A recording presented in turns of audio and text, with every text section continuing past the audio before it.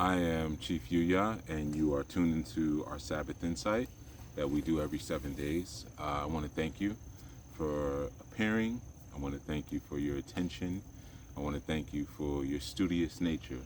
Those of you who take the time out to kind of sit with me and learn and progress and, give some love and some energy to this community, this learning community, and this cultural community that we call our new nation.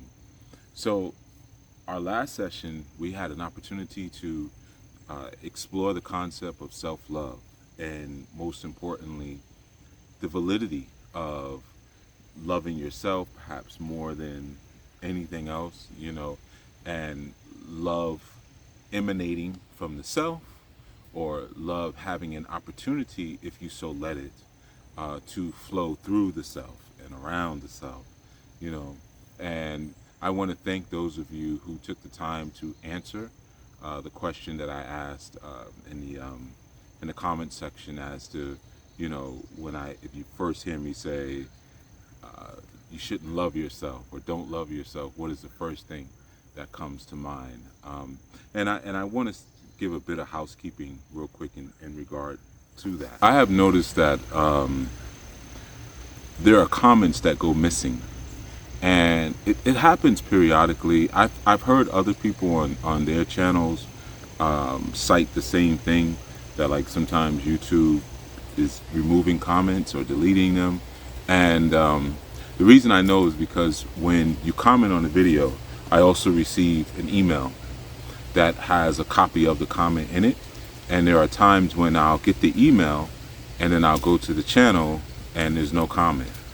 So just so you know, for those of you who are commenting and you don't see your comment, I'm not deleting the comments. I don't want you to think, or there's a delay in seeing them. It's not me. I'm not sure why that is happening. I'm not going to blame it on a conspiracy. Could be, but I'm just, for now, I'm not going to blame it on any sort of conspiracy. But I just wanted to let everyone know that, if you commented and you don't see it, it's not me. So please take the time, if you don't mind, to repost your comment. Okay, so like I was saying, in our last session, we had an opportunity to take a look at the concepts of self-love and some of the erroneous thoughts that are sort of attached to it, or the erroneous teachings that are attached to it, which are really just a product of lazy scholarship by would-be teachers.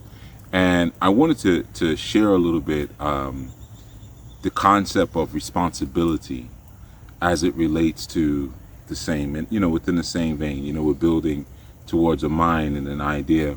We started this leg of our journey off where I did the segment, the Anu Mind, and if you haven't, or the Mind of Anu, if you haven't checked that out, I would urge you to, because it will help to kind of provide the entrance way to what we're speaking about. So, now we get into the realm of, we go from the mind, we get to self-love and concepts around how you maybe could decide to position yourself among the other selves and sort of capitalize on maybe a better idea of what you are, or who you are, or how you came to be, and how you can use that power, that power of a proper self shape or self-imaging to now do something constructive and valuable in the world that you find yourself traveling through. One of the things that I wanted to speak on a lot of times is how people lose their sense of responsibility. And we sometimes, unfortunately, many of us have not gone through a rite of passage experience in transitioning from childhood to adulthood. So as a result, who really knows how they should posture themselves differently, other than, well, maybe now I have to pay some of my own bills, I have to know what I want to do in life, I have to be more responsible. But responsible for what exactly? For myself. Sometimes you'll get answers like that. But one of the important things that we see sometimes in certain schools of thought is that an adult doesn't act the way they feel. That's one of the key markers of someone who's striving or making a concerted effort to be an adult. And there are other schools of thoughts that will say, just say what you're feeling, say what's on your mind, or just act it out. And there's a certain value that comes in that, that person who will pop off, that person who will go off, or even that person who will become a terror to all those around them based on how they feel about something. But that's not really the behavior of an evolved person. An evolved person seeks to act in a way that goes beyond, higher, and deeper than how they're feeling. Just because I'm feeling sad or I'm feeling depressed doesn't mean that I have to act that out and project that out towards other people, because they're acting from the soul, and the soul is the soul doesn't take from a space. The soul always exerts outward, pushing forward, seeks for evolution. So the soul itself, though it's a negation of the creator, itself does not negate. It does not take away. So which is an attribute of the creator. The creator is pushing order outwards, and the soul pushes order and evolution outwards through various vehicles of, sometimes your creativity, your thoughts, your ability to shape, things like that. It's the soul pushing outward. So a lot of times when we're stuck in a space of childish emotions, we negate from a space, we take away from our space, because we're acting on our feelings. We're acting how we feel. And children do that. And it's acceptable for a child to do that. Sometimes children will go into hysterics based on how they feel. Whether it's I'm hungry, I'm sad, I'm lonely, I don't agree with this decision you've made for me, and they will act out. We even use that term, she or he is acting out. They'll act out on how they feel. But as an adult, that's not something that should necessarily be acceptable, right? Even though we may know plenty of adults who do behave in that manner and, are not necessarily chastised as a result of it. So a lot of that also comes from being in an environment. Sometimes we grow up in spaces where there's a constant antagonism, or you may have an adult person who behaves in that way. And as a child, children always seek to bring balance up to a certain age. And then there's a certain age where they go to institutions like public schools or churches or even just community and family events, and they're taught I and self more than they're taught we need to balance this out. But when children are very young, they're like pieces of wooden artwork. When you have pieces of wooden artwork or wooden instruments, you have to be particular about the environment that you put them in. If the environment is too humid, then they will soak up the humidity within the air, which will often warp them. And if it's too dry, they will release their humidity. But wood always seeks to balance out a space, right? Children have a similar, young children have a very similar sort of attribute where they're always seeking to balance the space out. So sometimes their inability to move into a more intellectual and logical space is based on the modeling that they're seeing of an adult who's still functioning as a child, who maybe is still walking around pouting, and is using certain manipulation tactics to get what they want because they feel they should have something, or feel that something should not happen, or something should happen, and they act out on that, right? None of this is necessarily products or expressions of love towards themselves or anyone else around them.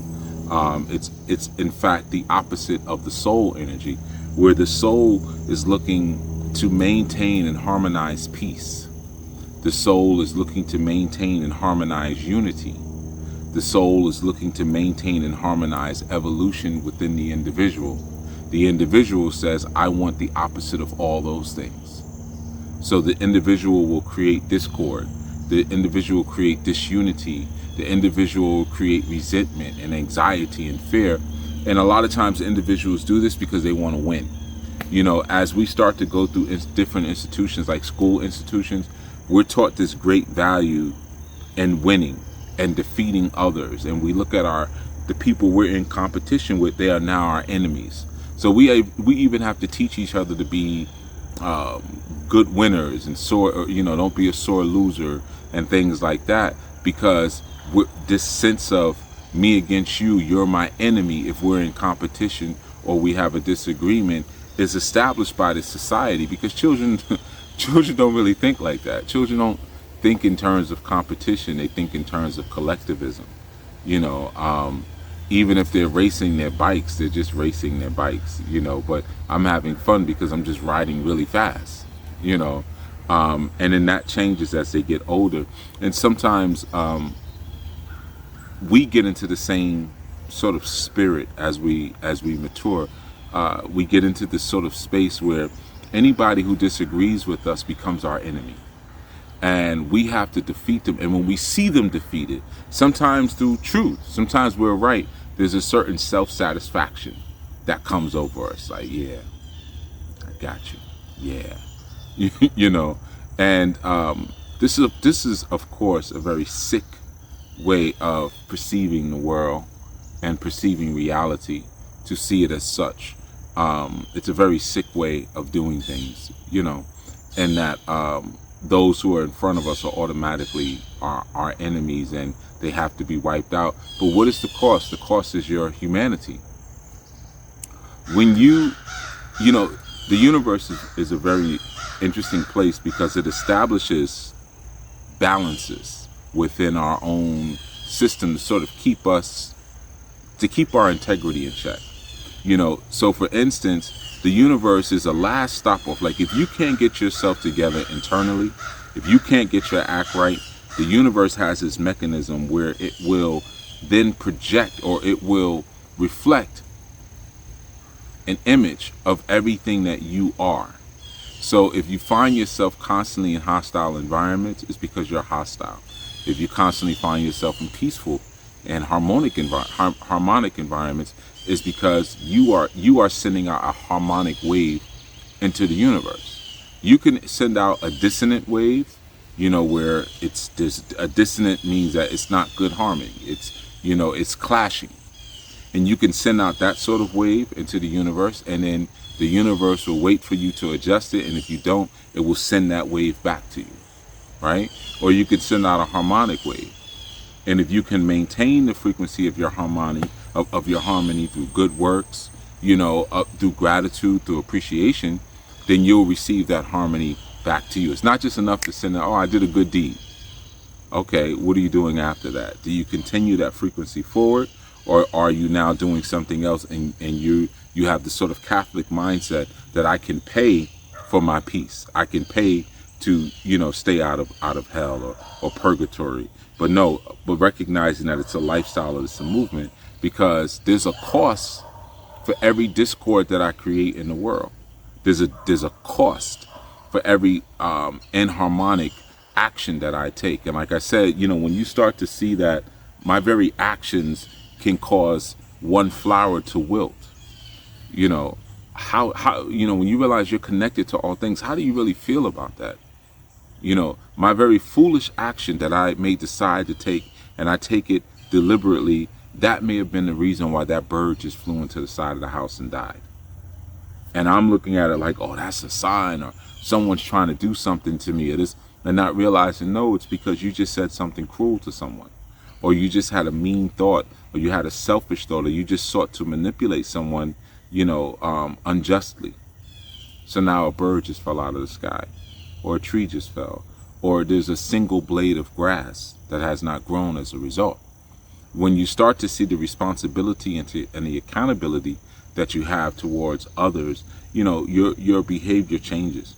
So, I wrote a list really quick, because I find that a lot of times I have seen people in situations with individuals who are disharmonic, and they are projecting a dissonance, and they can feel it within their system because the way the wave is hitting them. Like when we say I feel you, or nah, I'm not feeling that. Why? I don't know. I ain't feeling that, right? Now sometimes you're not feeling something because you're the dissonant wave, and harmony is seeking to realign you, and you're like, nah, I don't want to be realigned.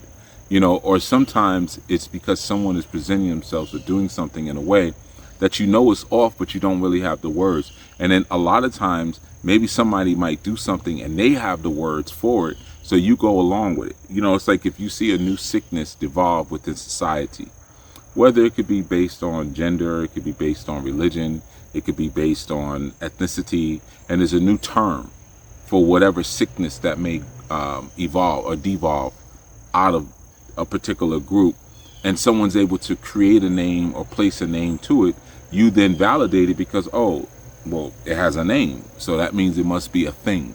It's a thing because it has a name. And sometimes the very value of language in that way can be so damning, to an individual. But when you learn the value of language and you learn what's actually happening, then you can properly safeguard yourself from individuals who are seeking to bring disharmony into your reality. So I sat, a little earlier today, and I just kind of wrote down a list of some of the common things that individuals do to sort of take us out of our harmony, take us out of our rhythm, and take us out of our step. And I'm going to share these things with you. And feel free in the comments if you have had this experience before but didn't have the name for it, or maybe there's another experience that you've experienced a lot with a person, and you had to take the time to go learn what the heck is happening. Like, what are you doing? What is it that I'm experiencing, and I need to go learn about this. The first one I'm going to share is projection. Projection is a very common one because a lot of times people who don't want to be vulnerable, they utilize the manipulation tactic of projection. And that's like if you're driving in a car with someone and you're in the passenger seat and they veer into the lane that has opposing traffic, and the car runs head first into another car, and they say, like, why did you try to overtake that bus in front of us, and make us crash into this car? And you're in the passenger seat, and you're like, wait a minute, I wasn't even driving. Like, you're driving, right? And they'll project their behaviors onto you because they're trying to avoid with dealing with their feelings. They're trying to avoid their own feelings, so they'll project certain things onto you. So that's one, right? That's the name of it, right? And one of the reasons I'm just going to share this too. I might even say his name, but I had a conversation with a good brother of mine the other night. And some people, and he's watching, because I said, look, I'm gonna make a show. I'm gonna make a show about you. And I had to get on him because I'm like, some people, when they learn one word, they just use it to death. And I'm gonna tell you the word that he was using to death. We're gonna get to it. And I was like, yo, you're calling multiple things one thing because you got this new term and you're overusing it. And you're like, nah, son, it's this. I'm like, okay, so you getting a show. You're getting a show. Okay. So projection is one. Now I'll get into that. When I get to the term he kept using, I'll tell you. The other one is blame shifting. Blame shifting is a very common manipulation tactic. Blame shifting is like, again, where a person is trying to, or removing themselves from accountability. So like, let's say if you're going to a wedding and you forgot to bring the food, right, for the wedding feast, and you turn to someone else and say, I wouldn't have forgotten the food if you didn't ask me to come and swing by your house and pick you up. This is your fault. That's an example of blame shifting, when you're directing the blame onto someone else or onto something else. That's blame shifting, right? Okay. And then another method or tactic that's commonly used is mirroring. And mirroring is more of a subconscious thing, but it's a very real sort of tactic. And that's when someone, they mirror like your intonation or the tone of your voice or your hand gestures or your body language, or even like your speech patterns. They'll mirror it to sort of kind of connect and endear you to them. So like for instance, I may meet someone at a party, let's say for instance, and they want to make a connection with me, and I start speaking about something in a certain way, and then they start speaking just like me. Maybe their tone is up here, and they're like, yo, da, da, da, da, da, da, da, da. And then I come over, and they're like, yeah, so what's going on? They see I do this a lot when I'm speaking, so they start doing this too. They notice I'm always like doing this or doing that, or doing this on my beard. So then they'll start doing this on their beard, and like, yeah, and they bring their rhythm and their tone down to me. And I know it's a little creepy, and I know when I describe it, like, yeah, that's a little scary, but I have definitely been on the receiving end of mirroring before. And if you don't know what it is, you won't even, you'll be thinking like, oh, this person's like me. Oh, we got a similar vibe, or this is a kindred spirit. And you're not realizing like, no, they're just mirroring you. And you got to figure out why, and like I said, oftentimes it really happens on a subconscious level. It's not like the person is pantomiming you and they're standing in front of you and they're like, it's not like they're a mime, but it's more of a subconscious thing, right? Another really common one that happens is called triangulation, right? Now, triangulation is when we'll use it the instance where let's say I have a disagreement with an individual, right? Me and this person disagreeing, and then I pull someone else into the disagreement, right? And I'm pulling someone else, and then once I pull that other person into the disagreement, I start to sort of twist and pervert the facts of what the disagreement is, or the facts of what the other person's argument is, or what my argument is. So now this one individual has two people gunning at them, and I'm actually in the middle manipulating both. Technically, I'm manipulating both of them, because this person over here, who I was originally disagreeing with, I now have introduced a new adversary to them, and this person over here has become an ally to me because I have twisted and perverted the facts, right? And then what that also does is that ensures that this person who I was originally disagreeing with can never go to this person over here and get them to be their ally, because I have already manipulated this person. I'm pulling the strings on both of them. So that's called triangulation. That's a very, very, very popular one. And it's tricky because like even in Anu, we have the conflict resolution process. And the conflict resolution process dictates that, if you have a disagreement with someone, you go to that person and you resolve you don't go to someone else first and like, what so-and-so did? First you go to the person. Hey, you know what you did. Let's talk about it, And if the person doesn't agree, if you can't come to a resolution, then you bring in another witness. If that person doesn't agree, you bring another, you have two witnesses. Nah, I didn't do that. Okay, now let's go to the elders and see if we can let's go to some judges and see if we can get this resolved, right? So triangulation is, it can almost look similar, because someone could say, well, I followed the resolution process. I brought another witness in. No, you distorted facts first. You said, hey, I'm having a conflict with this person here, but you called that person on the phone first. And you said, let me tell you what happened. Let me tell you what they did. What? They did? Yeah. And then they said, and all I was trying to do was this. What is it? Man, well, I can understand that. Yes, I just need you to come on. We need to talk some sense into them. That's not the conflict resolution process. That's manipulation. That's triangulation. The other one is the victimization. Playing the victim, very, very, very common. When you play the victim, you've done something, you've caused a problem, and you don't want to own up to it. Plain and simple, you don't want to own up to it. So it becomes like a woe is me sort of situation. So an example of that would be like, let's say you're married or you're in a serious relationship, you live with someone. You come home one day, early from work, and your partner is in the bed with another person. You know, they have committed an infidelity. They're laid up with another person. And when you open the bedroom door and you go, you get ready to go off or you go off, they say, well, I can't believe you're upset. I can't believe you're upset. I told you as a child, I wasn't given love by my parents. I told you I was abandoned as a child.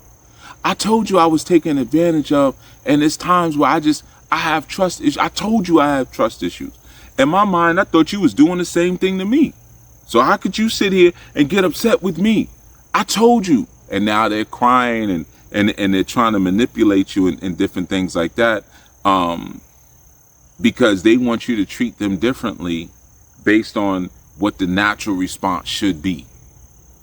So they'll do something wrong to you and then try to make you feel bad and make you feel sorry for them. That's playing the victim. Very, very common. And I have found most of the time when you call some out on a person's self-victimization, they just get quiet. They won't deny it, but they won't reverse it either. It's one of the ways you're dealing with a manipulator a lot of times, because they have a plan. And when the plan doesn't come through like they were planning for it to come through, a lot of times they get stuck. There's no plan B, C, D. It's just, I'm gonna do this, they're gonna say that, and then when that doesn't happen, because maybe some things, then it's like, I'm stuck. So what's the next response? Silence, right? And we're gonna get into that one, because that's an actual manipulation tactic too.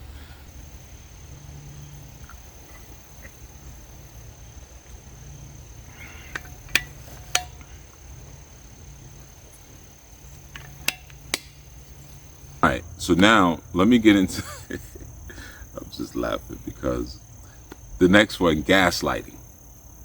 All right, and I told my man, I told Vic, Black Vic, so I know you watching because he said he's gonna watch this one. I told him to do a segment on you. Gaslighting. That's a new term that's going around, and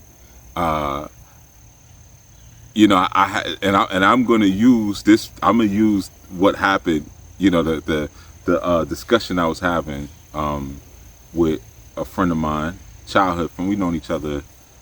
I don't know how long. We known each other a long time, man. Since we first jumped off the porch together. Black Vic. So, and I'm gonna leave some stuff out, Vic. So I keep you unincriminated. But like gaslighting is a term that's going around a lot now, and that comes from an actual play that came out in 1938. And of course, because I could explain this, Vic was like, "Oh, see here, you doing that thing again because you smart and you know a lot of things, so you trying to confuse me." But it was a play that came out in 1938. It was a British play, and it was a play about a guy. So back in the days, in the UK, they would use either kerosene or different gas lamps. They would use those to light their homes, and they would go through a central system. Like even the street lights were ran by gas. Like now we have light bulbs and stuff, but they actually used gas lines, and that's how they would light things up. So there was this play, and I think there was a movie. I'm pretty sure there was a movie made as well. You can look it up. It's called Gaslight. That's the name of it. And there was a novel written off of it. I read the novel. That's how I know about it. But I didn't see the play. But I'm pretty sure there was a movie. And it was essentially it was a husband who was doing this manipulation with the gaslight in their home. And he was essentially trying to drive his wife crazy. So when you're gaslighting somebody what you're doing is you're seeking to cause the person to question their perception of reality and to really question their sanity, right? That's what gaslighting actually is. That's gaslighting. Okay. Gaslighting isn't, yeah. So I'm going to say what it isn't. It isn't someone says something that's a pseudo fact and they haven't researched it and backed it up. And you say, can you prove that? Can you show me where you got that? And they say, yo, you gaslighting me, son. Vic, that's not gaslighting. Okay, that's fact checking. Like, yeah. So I told you I was gonna do a show on you. You know, that's not, so gaslighting is when you cause someone to question their reality. So like an example of that would be,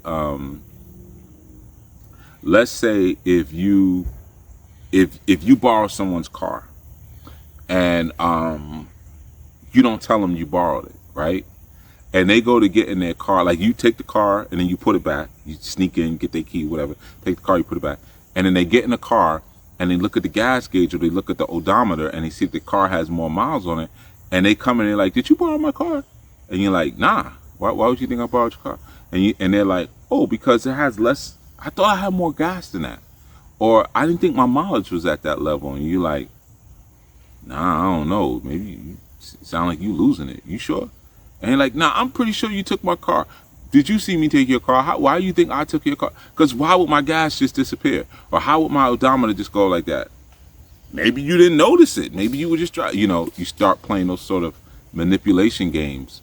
And the person starts to question, like, is it? Like, maybe I'm losing it. That's gaslighting. Gaslighting, it has nothing to do with light or gassing somebody up. Yeah, my boys are different. All right. Gaslighting doesn't come from that. It comes from the play from 1938. It doesn't come from you trying to gas somebody's head up and you like it. Yeah. So anyway, we're gonna go past gaslighting, but that's a manipulation tactic that people use a lot. Another one that's related to some of the other ones is stonewalling. Important manipulation tactic for you to understand. Stonewalling is similar to the silent treatment, but it's different.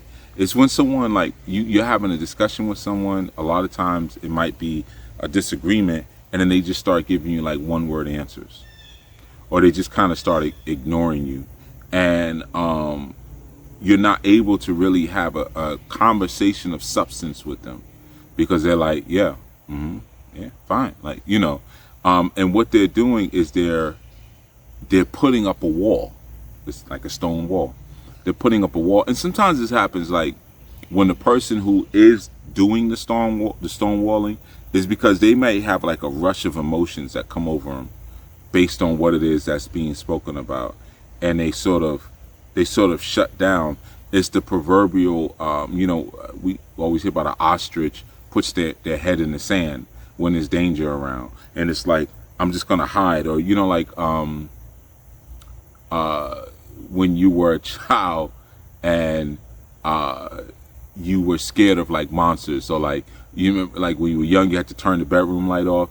So you would turn off the light and then run into the bed and then put the covers over your head, especially after you saw like a scary movie. And in your mind is like, okay, if I just put the covers over my head, eventually the danger will pass. You kind of have that sort of thought like that.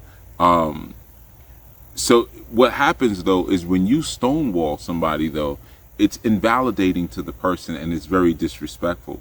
If you could think about if you were doing a speech somewhere, right? You're somewhere, you're doing a lecture, you're doing a speech, you're on a podium, you're speaking to people and the lights are low, and then someone turns the lights on and you realize it's all just mannequins and the chairs. There's nobody the whole time you were just speaking to yourself, and somebody hired you to do that and you feel disrespected. You feel disinvalidated because you have poured yourself out or you have shared and you're talking to nothing, or you're talking to a brick wall, speaking to a brick wall. So that's what stonewalling is. And it's when someone purposely blocks the ability for you to have a conversation of substance. Sometimes it's because someone did something wrong. They're guilty of something. So they'll put up the wall. It's like, oh, they'll get that rush of thoughts, or they'll have cognitive overload where it's like, oh, what do I do? What do I do? What do I do? Oh, and it's just, I don't know, and they'll put up a wall. But it's also used as a manipulation tactic. I'm going to stonewall this person, knowing that they're really trying to make a connection with me. Sometimes people will do that after a disagreement. They'll stonewall a person. Like, we thought the issue was resolved, but a person is still feeling some resentment or still feeling away. So what they do now is they stonewall you. I'm speaking to you, right? What do you want me to say? They'll do that type of evil. Another popular one that I think everyone has probably experienced is guilt tripping. Sometimes if a person is really good at guilt tripping, you won't even know that you're being guilt tripped, when you're being guilt tripped. And guilt tripping is essentially, it's someone seeking to influence your behavior. It's a manipulation tactic. And, they're like, it's like if someone wants you to come over to their house and fix their car, right? And they'll say something like, well, I was going to ask you to fix my car, help me come fix my car, but I know you got, I'm not important to you, and you got a whole lot of better things in your life to do than come and help little old me with a car. I don't know what you're actually doing on the weekends. It seems like you ain't doing much, but it's not like you ever call me or anything like that. So I just assume you got more important things going on than me, guilt tripping, right? And they're trying to control you by emotionally draining you. They're getting you weak through guilt. Because the thing is to understand about emotions is that emotions are like, they're like wood. They're like the wood I spoke about earlier. Emotions always try to balance a person out.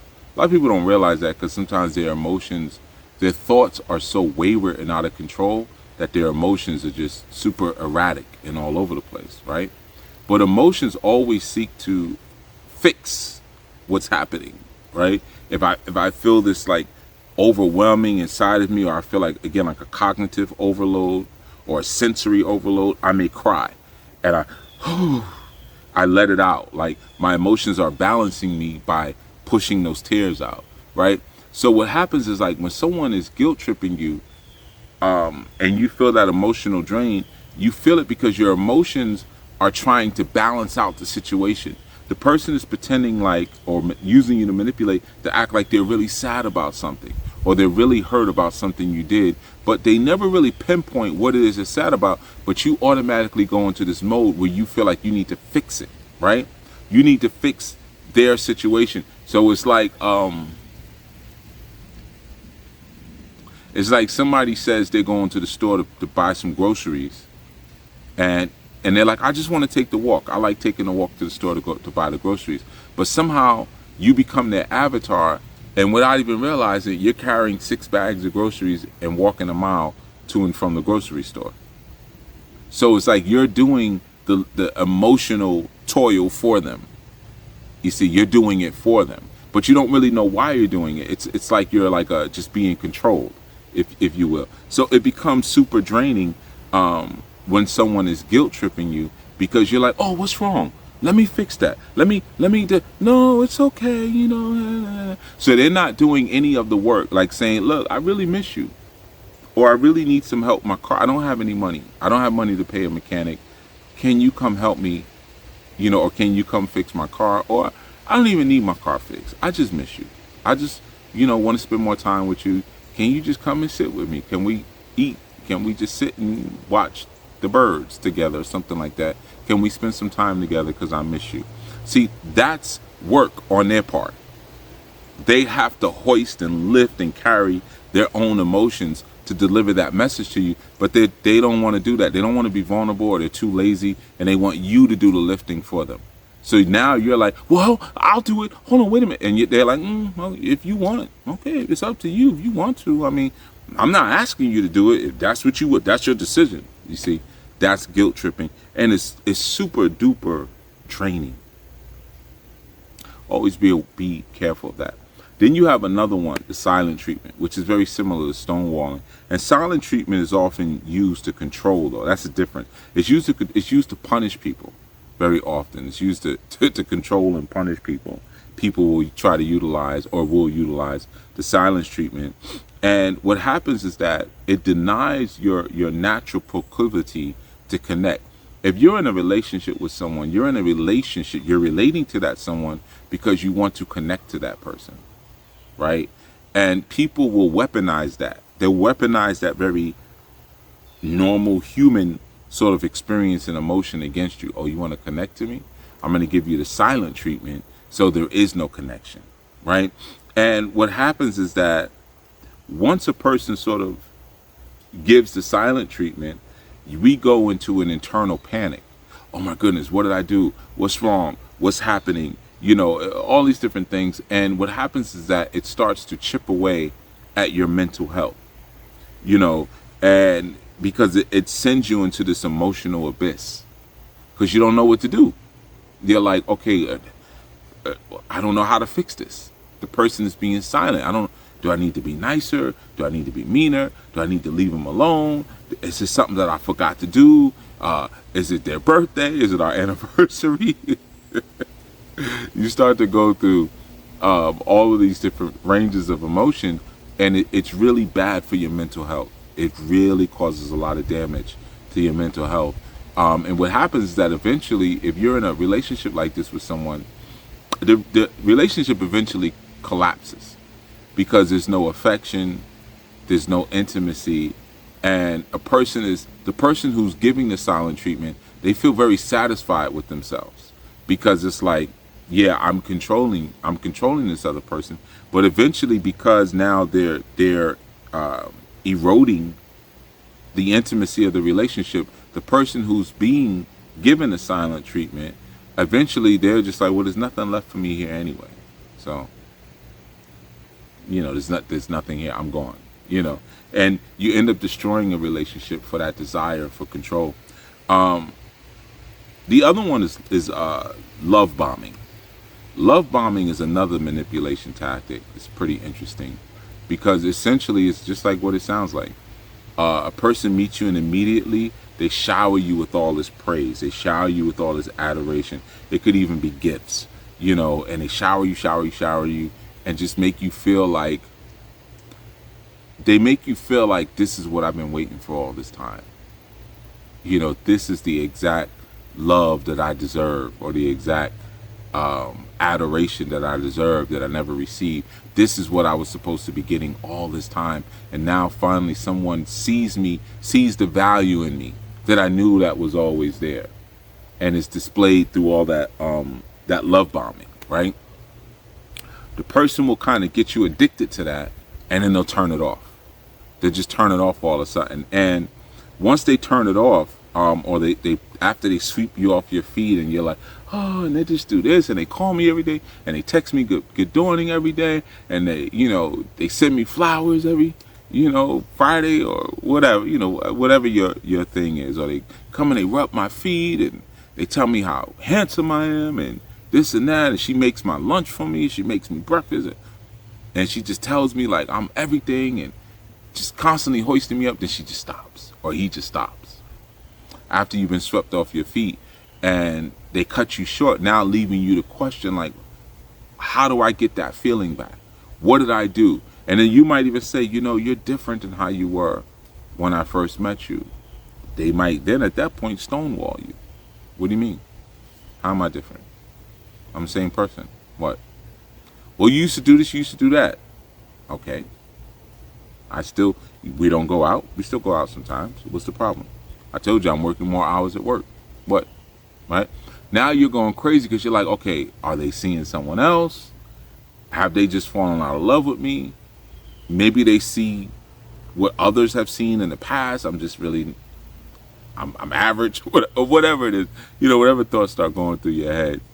But you might not realize the whole time it was a manipulation tactic to get you into that that very sort of self-questioning space, you know. So these are some of the tactics that are used when a person they're in a place when they're manipulating. See, a manipulator, they travel through life seeing infinite opportunities.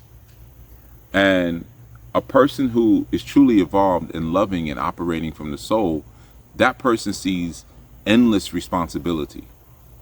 You know, and they put the two on a scale. What you want, so everything they see, a person who's a manipulator, they go through life and they're looking around. They go into a room, oh, y'all got this, or they go into your bathroom and they're trying on all your stuff. Oh, this is that cologne I like, you know, or oh, this is some good lotion here. Oh, they looking in your shower. Oh, they got the nice shampoo. Let me get a little sample of that. They getting tissue and putting this shampoo in this. I'm gonna use this later when I go home. You know, they got some soft towels here. You know, they just using all these. Every environment they go in, they looking. Oh, I can get some of that. Let me get some of that. Because it's just endless opportunity for them. They're opportunists, you know.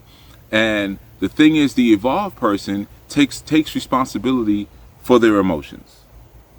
The evolved person says, you know, I may feel this way, but let me go beyond that and act this way. Let me evolve towards that. Let me evolve towards the higher potential of my soul. You know, instead of me manipulating someone, let me communicate. Let me be truthful. Let me be deliberate. Let me be authentic, right?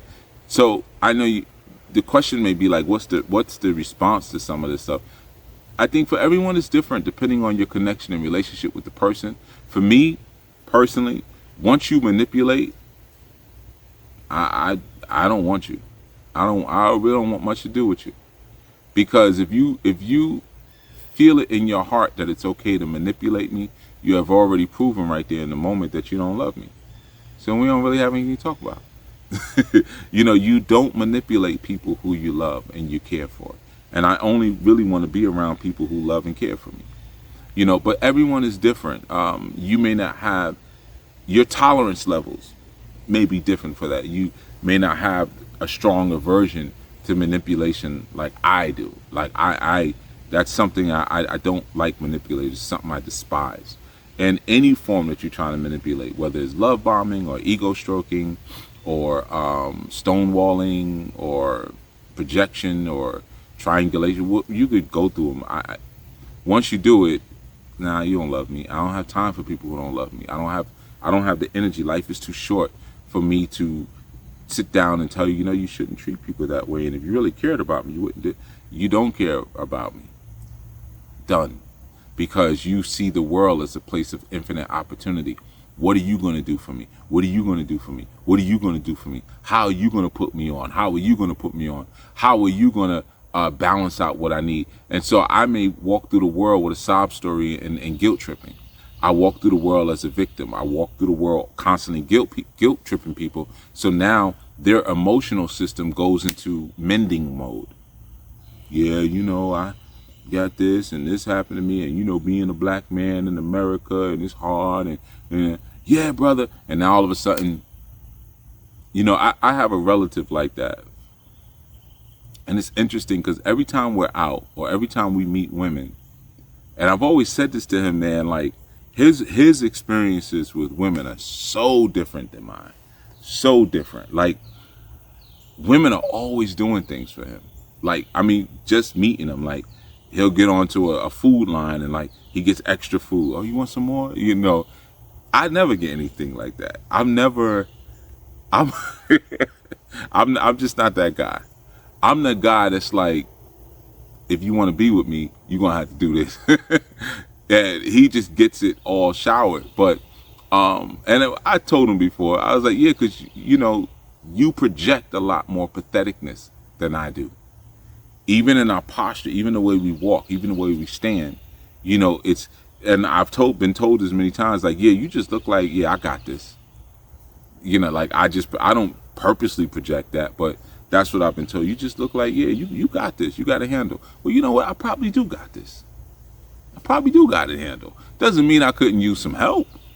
Doesn't mean when I ask for help that I'm joking. Like, I still use it. But yeah, I'm not gonna crash and burn. I'm not built like that. I'm built to fight and to push through and, fight what's going on inside of me, my own fears or whatever, and push through. And I don't always want to coin that you need to fight to gain, because that's part of that sick argumentative mentality I spoke about earlier. But where he doesn't have that, he looks like Snoopy, and he just gets things showered on him as a result, So, you can choose to go through the world in that sort of way. And sometimes he'll even try to do stuff to me. I'll be like, "You knock it off, man. I know what you're doing." Like, I just catch it quick. Stop. Don't ever try to manipulate me like that. Don't try to play me. Don't try to manipulate me. I see it. And I think willfully, after this session, you may have some language now. So you won't be like Vic, Black Vic, because there's different friends we got, Vic, in our circle. Puerto Rican Vic and Black Vic. I don't know if that sounds weird to y'all. Because I was talking to someone one day, and it was another one of our boys, and we was talking, and somebody was laughing at that. Someone else we knew, he was like, "Wait a minute, why you just don't call him Victor?" I was like, "Nah, that's Black Vic." But then he said, "But all of y'all are black." Yeah, but that's Black Vic. And then this Puerto Rican Vic. Why you still call him Vic? I don't know. That's just, I don't know. You get these names when you grow up, especially when you're young. You don't really question them. It's just like, oh yeah, Puerto Rican Vic, Black Vic. But anyway, so that may sound funny to y'all, but that's how it is when you're young urban youth and you're in the streets. No one leaves the streets without a nickname. But even though I know everybody's government. But anyway, so yeah, once you sort of have the proper language to what's going on, it helps you to defeat some of these tactics that people may use, because they're not projecting harmony into the universe. They're seeking to project the discord that's inside of them. This is projection, and they're seeking to project that disharmony and discord within you. So now you're both sitting there questioning yourself, or they're gaslighting. So now you're questioning your sanity, probably because they're questioning their sanity. So, sometimes when you have these different phenomena, these different tactics, they can be used in combination. Like you could work out your own recipes and formula. Like, maybe I use a little projection. I'll mix that with a little guilt tripping, a little self-victimization, top it off with some silent treatment, And, so sometimes you might find that there's a combination of such. And again, like I said, you might end up being overwhelmed because a person is throwing so many combinations. It's like a boxing fight. They're throwing so many combinations of these different tactics at you. You're like, oh, wait. Now that's where they want you. They want you in that confused, bewildered space, because then they can start defining what your reality should be. Well, wait, what were we talking about? I don't know. See? Exactly. You just as confused as I am, right? This is what I'm trying to tell you. Like, nah, I ain't confused. Sometimes you got to sit there with a pen and a pad when someone's talking. You got to be like a detective. Like, all right, Detective Trulio. Or sometimes you got to be there with with a recorder. Let me record this, because I want to be able to properly give you back what you're saying to me and understand what you're saying. And you might have to go to the conversation and label, okay, right there was self-victimization. Okay, right there projecting. Right there blame shifting. You might have to do that in order to maintain your own mental health. You might have to do that. All right. So I wanted to share that. This is not a long segment. I wanted to share that, and just kind of, as we're speaking about the mind of Anu, we have to also speak about how to protect that mind. And of course, we could speak about things like psychic defense and stuff like that. But understanding the psychological personality of this thing that we call the soul, which is really a psychological interpretation of a personality within us. We have to understand what the soul or the universal soul or the Brahman, what its intention is, what it's moving towards, and when it's expressing itself and when it's not expressing itself. You feel all that wind? See all that wind? Or maybe you can hear it. This is the Ruach now. Now, you know, I'm hitting on some points now.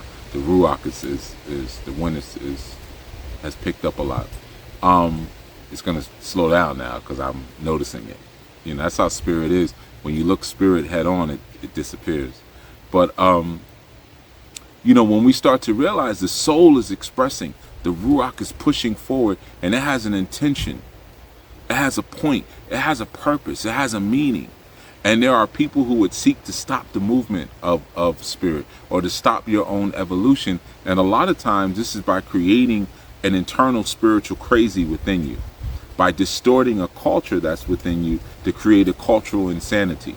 You know, so now you're questioning, like, maybe I'm off on this or maybe I'm wrong. And you're not realizing you're being manipulated. You're being manipulated by those who have not tapped into the spirit consciousness because they're still seeing everything that disagrees with them or everything that doesn't give them what they want. They're still seeing that as an enemy. They're still in that place where competition equals enemy because they haven't resolved the peace that should be within them. They haven't resolved the value of the child that's within them. The value of the child seeks for harmony. The child always wants to harmonize, and oftentimes adults don't realize what's actually happening. You know, a lot of times if you walk down the street with a child and you're holding their hand and there's another adult nearby, they'll hold the other adult's hand. So now all three of you are touching through the fulcrum point of the child. And you might be walking with your spouse who you had the child with, and y'all might be upset with each other. And the child will, no, now we all touching. You see, children always seek to bring about balance, but as we get older and we get encrusted in our ego, we seek to destroy balance. We seek to destroy harmony through competition. So now, even if I have to manipulate you, I have to be right. I have to be right. Even if I have to stonewall you, give you the silent treatment, project onto you, you see, gaslight you, I have to be right because that's the only place that I can feel joy within myself. Even if it's fleeting, just for a moment, when you admit defeat, it's, yeah, okay, all is right with the world. But now if you wake back up to the truth and you're like, wait a minute, now the process starts all over again. We're going to go to war again. You see, when you're interacting with a person like that who can never admit fault, who can never admit the need for advancement, who's constantly blame shifting, for me the response is to remove yourself from their presence. You know, but you can explain. One of the things is use the language. You got the words now. Use your words. This is what I see is happening. This is what this means. This is what's happening that I'm seeing right now. And the person could just say, I'm not doing that, you're doing that. What is that? Projection, right? Yeah, you got the words for it. You know, I'm not doing it, that's what you're doing. You know, or the person might just say, you know, I can't believe you're bringing this up right now. I told you I had a headache. I told you I was going to guilt tripping. You know, or victimization. That's really what I would say on that one. Victimization. Oh, you the victim now. Now I'm the one who's preying on you. You're the victim. You know, again, you got to have the language. But I wanted to share that. Like I said, where I'm sort of prepping. I feel like I'm massaging the brain. You know, I'm massaging the brain to prepare for a different sort of information, in a different sort of line of thought. But like I said, the first thing we have to be able to do is to safeguard our brains and safeguard our path and safeguard the evolution of our soul so we can get to where we need to get to, and recognize all of the tactics around us that are trying to take us out of that. All right. So willfully, this Sabbath Insight has brought some value to your life, and you can utilize this information for something greater and higher and deeper, and you know, or just spark some thought. You know, I would definitely love, again, I'm going to go right back to the comment section again. I would definitely love to hear, like I said, maybe some other manipulation tactics that you've had to learn about. Sometimes we have certain experiences with our family, and we have to, like, we end up becoming armchair psychologists. It's like we have to go learn. Like, I wasn't interested in this, but I had to figure out why my uncle kept treating me this way, or why my aunt kept speaking to me like this, or why my siblings kept acting this way towards me. I had to find the language and the definitions so I could begin to move around that. Or maybe it's something I did have to accept or not accept, whatever it is. Maybe the wrong language was being used to describe my behavior, and it was really this. And I had to take the time to learn that. But I would love to hear about things you've learned, or if you've experienced any of the ones that I've listed, and what has your response been to it. Like I said, my response is usually pretty much get up on out my face with that stuff. But everyone's different. Everyone has different tolerance levels. All right. So thank you for this insight. I will that you enjoyed it. And again, for those of you who are interested in being a part of this learning community, and most important, this nation building initiative, Anu Nation is not about just getting together and studying stuff. I know people believe that, but a lot of times we have to begin with the study because we have to get on one page. Growing food together, getting land together, which is always what we work on internally. I don't speak about that stuff on YouTube as much because it's more internal conversations, but those things are very important. Being able to educate our babies together, making sure that my babies marry your babies because you're a part of my community, so I know what we're thinking. And you and I are so cool, man. I would like to be related to you, brother or sister. That sister is so cool. I want to be related to you. You think your daughter might be interested in my son, or you think your son might be interested in my daughter, then we could just be cool. We could rock out in the sunset just being homies. Anu Nation is about establishing and creating those webs. But what's most important before any of that is you got to get on the same page intellectually and make sure that you have intellectual chemistry. And intellectual chemistry is not just this person is smart and you're as smart as this person. Intellectual chemistry is that we just vibe. We kind of can feel some of the same things and think some of the and see some of the same sight, even if it's at different depths. That's okay. Even if it's at different depths. Intellectual chemistry is, I might say, hey, I'm all about at-home births. And you might say, I like the idea of that too. I may not know anything about it, but I like that. I don't particularly know why it's better than being in a hospital, but I like that. So that's intellectual chemistry. Or I'm not really into sending my children into anyone else's institution to learn unless that institution reflects the values, principles, and missions of my community and my family. Kind of feel the same way. And maybe I just don't want my children there because there's too much cursing or too much vulgarity, or what they teach is not true. But there's an intellectual sort of chemistry and texturing there that is compatible with each other, right? So it's not about, being a part of Anu is not about like you got to be as smart and you got to be as articulate as everyone that's here, because everyone started somewhere, myself included. There was a time I was the runt of the litter for the people who I was around and I was running with, and I sat in the corner quiet, and I'm and I'm just, y'all need me to go to the store for you? Anybody need a lift? I'm the gopher, if you will. And if I'm asked questions, I would answer, but I knew I didn't have the most profound answer in the room. And even now, I don't always have the most. Just because I'm Chief Yuya doesn't mean I have to be the smartest person. It just means, as the chief, I can't walk away from the mission. That's what it means. It doesn't mean that I'm the best teacher, or I'm the most nurturing person, or I'm the most loving person, or the most insightful person. It just means that I have to hold post, can't move, and I got to know what everyone is doing. That's it. So you might come in and you might be the intellect, or you might be the nurturer, or you might be the feeler. Those things might still be needed, and you could always use more of that. You can never have enough hugs, and you can never have enough books. So I just wanted to put that out there for those of you who are interested in joining Anu. And congratulations to the ones who recently have signed up and have done your interviews with us. We get people signing up all the time, and I just I don't always shout them out or anything, but I just want to give a shout out and a congratulations for those who took that step and said, yeah, I want to be a part of something that has purpose, something that's going somewhere, and a group of people who actually love each other and have fun with each other, and but who are not I don't want to use the term weirdos because I like weirdos. I don't have a problem with weirdos, but I would say maybe who are not destructive or harmful weirdos. Some people are they establish certain groups and certain experiences because they have salacious and sinister intent.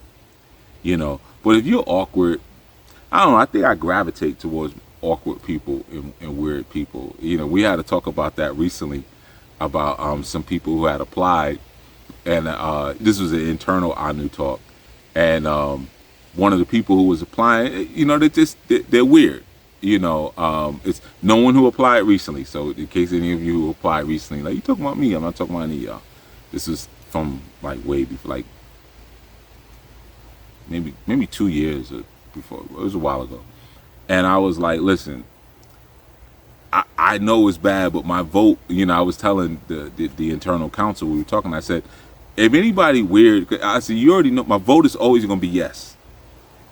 I just have a soft spot for people who are awkward or maybe a little nerdy, a little weird, or I'm going to say yes, and we could figure the other stuff out later, but I just got a soft spot for misfits, I guess, because I consider myself to be a misfit, So yeah, I would just say for anyone who's on the fence and like, well, they're so much like this and so much like that. ANU is a conglomerate of many colors on the spectrum of the human experience and personality, and everyone is a part of the solution. Every color is needed to establish this sort of patina of creation, every single color. And that's why ANU's colors are black and white. Initially I had the colors as green for a certain reason, but I said, no, it needs to be black and white. And why? Because every color fits within the spectrum of black and white. So our logos and stuff are black and white, because there's space within there for a lot of different possibilities, a lot of different spiritual energies, and a lot of different divine and cosmic personalities. All right. So I just wanted to share that. And again, thank you for riding as long as you did. If you made it this far, thank you. And again, congratulations to those who have recently applied, and especially those who have recently applied and have started your orientation. It's different stages. And again, I encourage those of you who have not applied to ANU, definitely head over to anulifeglobal.org, anulifeglobal.org, and you can sign up, right from there and get your process started, and we'll see if it's a good fit for both of us. All right. Until such time, I am Chief Yuya, head Jegna of the ANU Nation and head minister of the ANU Life Global Ministries. Shalom.